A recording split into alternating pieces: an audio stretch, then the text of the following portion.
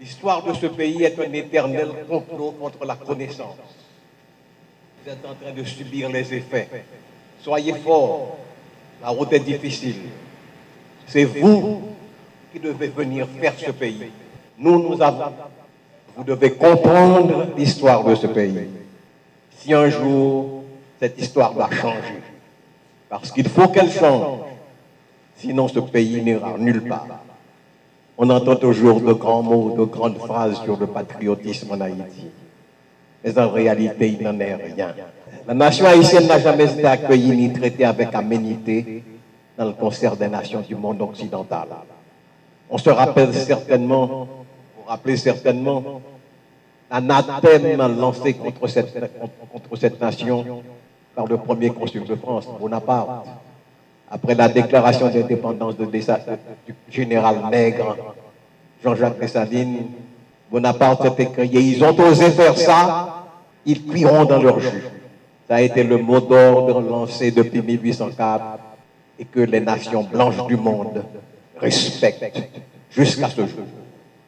On se rappelle aussi la déclaration du sénateur Thomas Benton des États-Unis. Nous n'accueillerons pas les représentants d'une bande d'anciens esclaves révoltés qui ont osé porter la main sur leur maître blanc.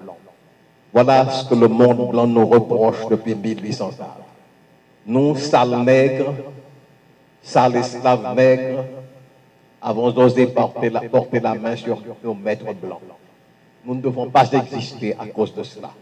M. Benton s'opposait alors à la participation d'Haïti au premier congrès interaméricain de Panama. La nation, formée d'anciens esclaves nègres, ne devait pas être admise à avoir des relations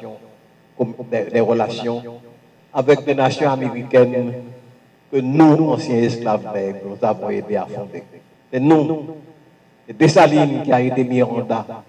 Et quand Miranda a eu échoué, c'est Pétion, l'un des nôtres, malgré tout, qui a été Bolivar, à libérer le Venezuela, la Colombie et le reste. La nation d'anciens esclaves ne devait pas être admise à avoir des relations diplomatiques avec le beau monde blanc, mais l'on appréciait bien les juteuses relations commerciales avec la florissante ancienne colonie de Saint-Domingue. Une colonie qui avait alimenté pendant 200 ans les 2 tiers du commerce extérieur du Royaume de France. 2 tiers.